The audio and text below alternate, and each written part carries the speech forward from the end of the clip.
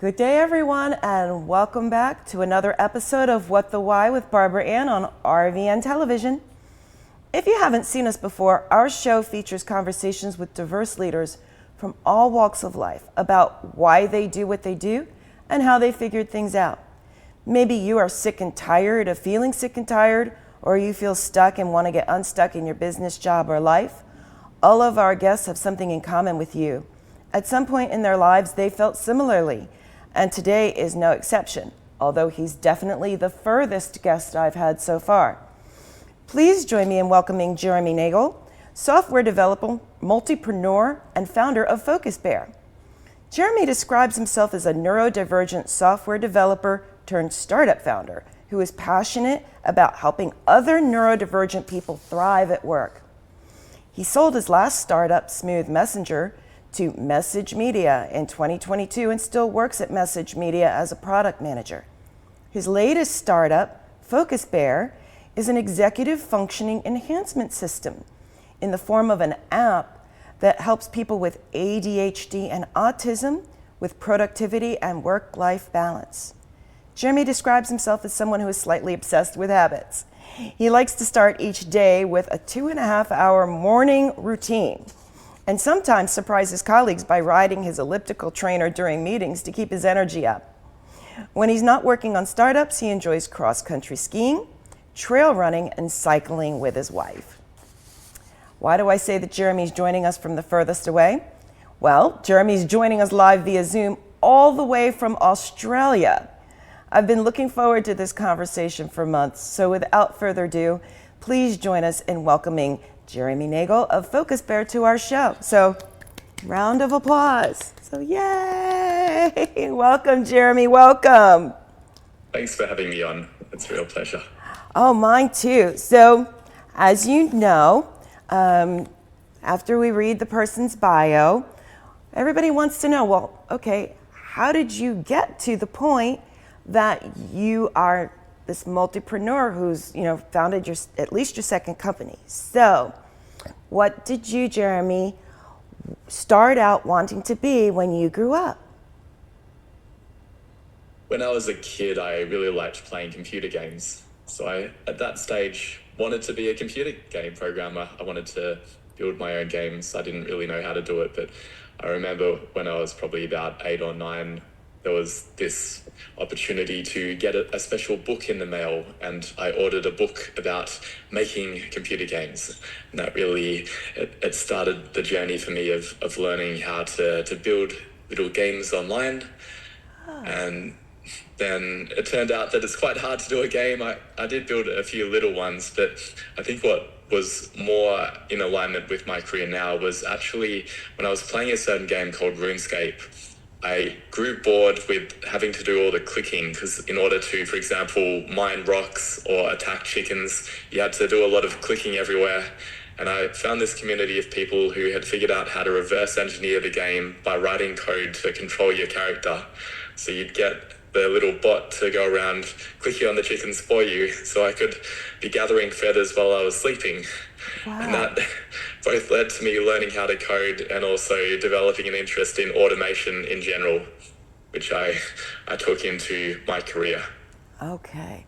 So how did you move into your career? So you found the inspiration, but how did you get to where you are now? It really did lead from that experience with RuneScape that I developed quite good programming skills. People sometimes ask me what's the best way to learn to code, and I think the answer is to find something that you really care about deeply and write an app around that. And that's what I was doing, that I spent thousands of hours building these apps that would attack chickens for me or go and mine rocks. And it meant that I developed deep competency in Java. And it meant that even though I didn't actually get a university qualification in programming, I was already pretty good at it by the time I finished high school, and I was able to start doing freelance programming work. Wow. Now, you mentioned that, I would even use the word advocate for neurodiverse. So what makes you unique from others who are doing similar work and activities? Yeah, I would say it is my different neurotype that I've been diagnosed with ADHD and autism. And that's something that I only had confirmed later in life, but I can really see how it colored my experience in my early career and in high school. Some of the social difficulties that I had in some ways helped me to develop my programming skills, because I wasn't really getting on well with other kids, so I spent more time online learning how to code. But it has meant that I often perceive things differently, and I see ideas, or I come up with ideas that other people might not miss. In fact, I sometimes overwhelm people with the volume of ideas. I had a job where they told me, stop giving us so many suggestions about how to improve the processes. We can't keep up with it. Oh my gosh. Yeah, I could see where they probably felt like you were giving them a drink with a fire hose. So, Yeah. what would you say was your biggest learning opportunity so far? I'd say one of the key ones from a business standpoint was actually having to close down one of my first businesses. I've had probably 5 or 6. Wow. One of the early ones was a Zoho consulting agency. I was helping businesses to set up Zoho CRM and Zoho Creator. And I grew that initially from me doing freelance work on Upwork.com, and I started getting quite a good track record there. Had a lot of clients, a lot of people offering me projects. And my ADHD brain has this idea that I can just do everything, because sometimes I get into hyperfocus and I can power through work in maybe 5 times faster than what other people can do it. However, that's quite exhausting and I can't necessarily keep it up.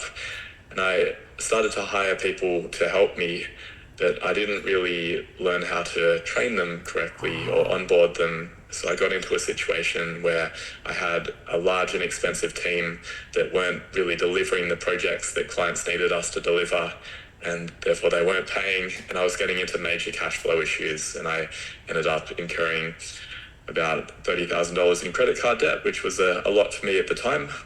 So that was my biggest lesson, that I really need to slow down the growth a bit and focus on onboarding the team, make sure that I've got people who are able to help me. And I have not taken on credit card debt since then. I think that's one of the key lessons. Awesome.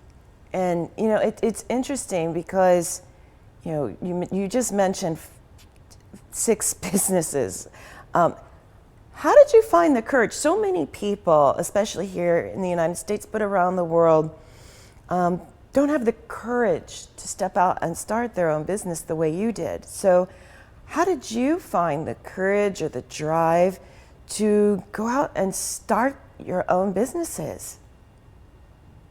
Naive impulsivity, I'd say, that I didn't really think too much about it.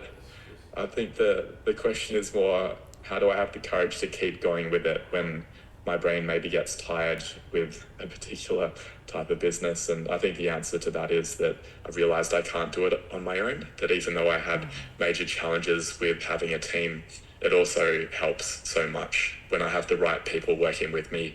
I find it very easy to keep going with the business. It feels enjoyable that I'm able to operate in my zone of competency, where I do the things that I'm really good at. I'm great at the high level and sometimes at the detail work, but rarely both at the same time. So I need to have people that I can delegate things to, and I find that works really well. Awesome. And what's one thing you wish you had known before you started on this multipreneur journey? I wish I had known about my autism and my ADHD early on, because I got an autism pre-diagnosis about 7 years ago, but I think it really affected my early career. I don't think I mentioned that I got fired from my first 5 jobs in my early career. That might have been also why I was very open to having my own business, because it didn't seem like it was working that well working for other people. But a lot of that was due to some of the executive dysfunction that I had as a ADHD, as someone with both ADHD and autism, that I'd often get really immersed in a task that I was doing and then forget that I had a meeting with my boss, and that didn't necessarily go down well. now that I'm more advanced in my career, I have a bit more latitude in terms of being a bit quirky and eccentric. But in the early days, I think it's hard for people to embrace that when I didn't necessarily have any special skills at that point. So I wish I'd known a bit more about my brain so that I could have both dealt with some of the challenges that I have, but also given employers a heads up that, hey, I'm probably going to struggle with being on time for certain things. What can we do to make that not an issue? And how can, given that I often also am quite blunt with my communication, that was another reason why I got fired. How can I let people know that I'm not doing it because I hate them? It's just that at times I forget social niceties. All right.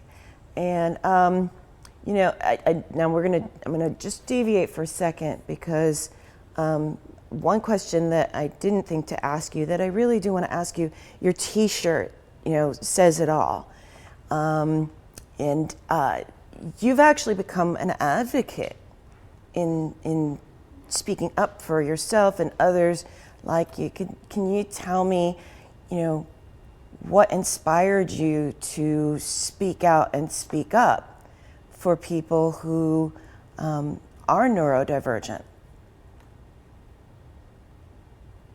One of the key things that has inspired me there is having awareness around the stats of unemployment rates for autistic people.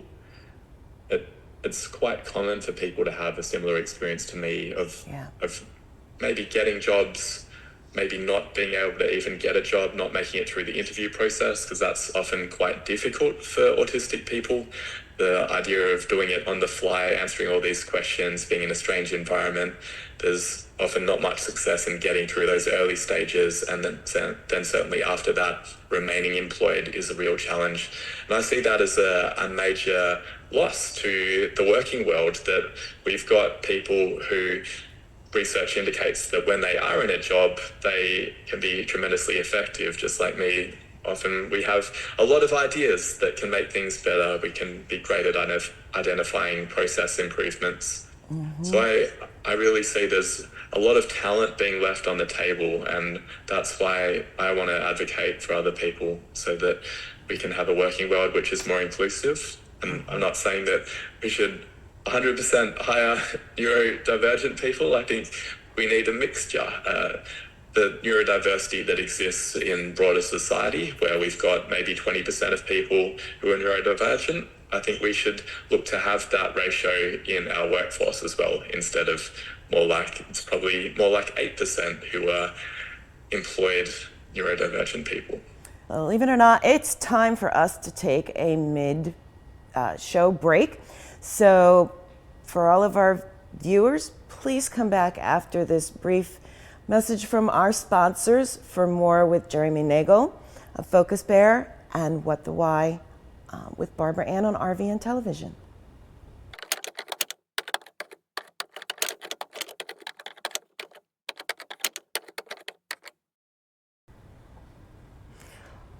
Welcome back to What the Why with Barbara Ann on RVN Television, and today's very special guest joining us all the way from Australia, Jeremy Nagel, the founder of Focus Bear and multipreneur. And right before the break, we were talking about some of the work he does around, representation and advocating for people who are neurodiverse or neurodivergent. And, it's interesting because so many people who go into engineering and especially in the tech field, I'm finding are somewhere on the neurodivergent spectrum. And, more so than not, to be honest. So, to your point, there needs to be more of accommodations in order to be able to meet the needs of obviously brilliant people. Although having been fired multiple times might have, as you said, contributed to you starting your own company. What are some of the resources that helped you along the way in terms of building these companies? The major one I'd like to point out is a conference called MicroConf, which is a conference based in the US, but they have a community that I access where it's all about digital entrepreneurship. It's a lot of people like me who are programmers who've figured out how to do the marketing side of running a business. And that's been very helpful for me because a lot of those skills I didn't have. I knew how to write code, but I didn't necessarily know how to get ideas out there. So I'd highly recommend that to anyone who's wanting to start a digital business. Mm-hmm. And who would you say are, 2 or 3 people who have been most influential for you in your journey? 2 people called Rob. One is Rob Wiblin, who is the founder of 80,000 Hours, which is a website that talks about how can you make the most impact with your career. 80,000 hours is the typical amount of time that we end up working throughout our lifetimes. And that website is affiliated with Effective Altruism, which is the idea that with the limited resources that we have available, which problems should we focus on? Which ones are the most in need of help? Which ones are actually solvable? And which ones are being neglected right now? I found that quite influential for me in terms of deciding what type of cause areas I want to focus on in my life. And the other Rob is Rob Walling, who is the founder of MicroConf, and he's written a few books as well about how to start a business that isn't necessarily going to be a $1 billion business, that might be a $1 million business, for example, and enough to really impact a lot of people's lives and provide a decent amount of income for the team. Oh, wow, I definitely want to check that out, because there is such a perception out there that you must be a $1 billion business, and do you really need to do that? Let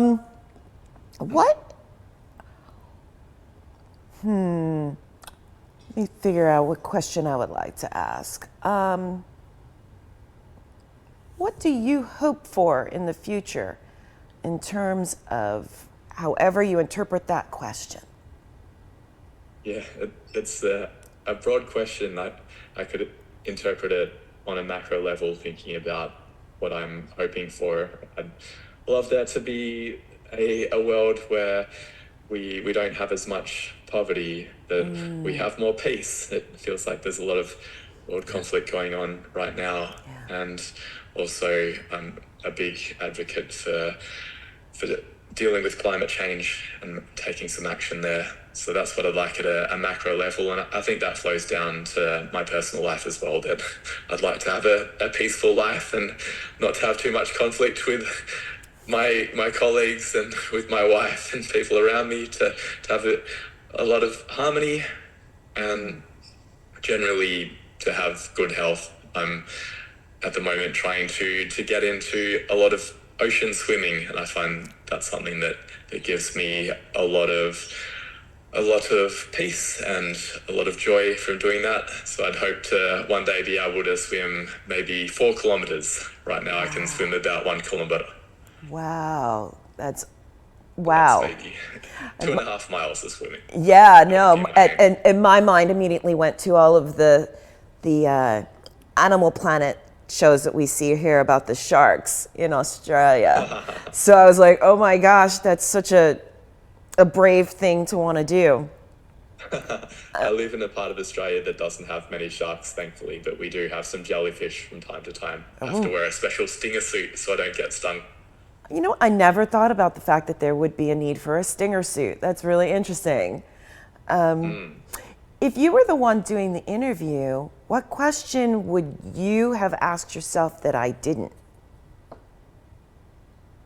I would ask, what are the major strengths that I might have? Because I guess I've spoken about some of the challenges, and in the break before we were talking about how the labels can have really negative connotations. Agreed. That when you think about someone who's autistic or ADHD, you probably think of someone who doesn't have their life together and is really struggling. But yeah, I think it's important to hear about success stories as well, that there are a lot of people who have been they've done very well in their careers or in their businesses. Elon Musk has come out and said that he's on the autistic spectrum, and Bill Gates also. Richard Branson is dyslexic. There's a lot of people, Michael Phelps, the Olympic swimmer, there's a lot of people who have been very successful and who have different brains. And I think it's important to hear about that as well, that it's not a death sentence, or it doesn't mean that if a child or someone you know has recently been diagnosed that their life is going to be gloomy,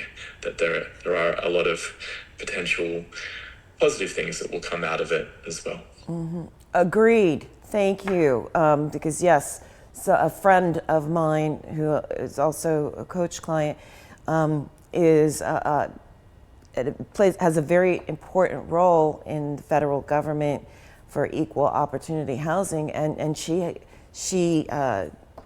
uses, because you can use different labels at different points, and she's diagnosed and continues to refer to herself as having Asperger's, which is also on that spectrum. And in her most recent performance evaluations, and she's been with this federal agency for years, she got outstandings and excellence across the board. So I guess as we start to wrap up the interview, what's one myth about your industry or profession, or however you would like to interpret this question, that you would like to clear up or debunk? One myth I'd like to clear up is that in order to start a business, you need to hire 10 people and lease a shop and have a massive website and business cards and things like that.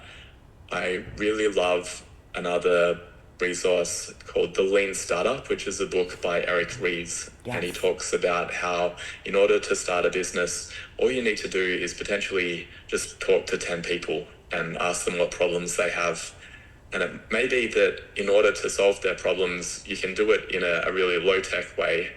And that's something that's important for me to remember, because as a programmer, I have a bias towards building apps when actually it might be better to do something really low-tech. It may be better to just do coaching with them instead, and that may have more impact up front. And then over time, as I learn more about the problem, I can then start building an app as I know exactly what the problems to solve are. Awesome. Well, believe it or not, we are pretty much at time. So my last question for you is, what is the best way for people to connect with you? I'm on LinkedIn. So if you search for Jeremy Nagel on LinkedIn, or go to focusbear.io, which is the app I've been building, and use the contact us form there. Awesome. So Jeremy, thank you so much for our viewers. It's actually already Tuesday where Jeremy is. We started this interview, and we're recording it on a Monday afternoon. So thank you so much for starting your day and taking the time to share, your unique journey, your brilliance, and your personal story as well, with all of us. You really are inspirational, and please, keep representing. That's all I can say is keep representing. Thanks for the opportunity. Thank you. So now going forward, as for our upcoming guests, you really don't want to miss any of our conversations. We've got more business owners and coaches and authors and tech experts and entrepreneurs and military veterans and people who almost all of them across the board overcame seemingly insurmountable challenges. So tune in and be inspired by how they did what they did and how you can motivate yourself to get going. And if you missed our past guests and want to check out what they had to say, you can also catch all of seasons 1 and 2 on demand on the What the Why page of RVN Television's website and Roku. These days you have so many viewing choices, so thank you very much for watching our show, and please tell a friend or colleague about us. As a reminder, What the Why now airs exclusively on demand 24 hours a day, 7 days a week on RVN Television as well as Roku. And also please remember, whether you're looking to make changes in your life or your career or your business, no matter how big or small, tune in for more inspirational, informative, and really educational conversations with guests like Jeremy, who overcame whatever challenges laid in their paths, whether real or perceived, to move forward, find their purpose, and live it.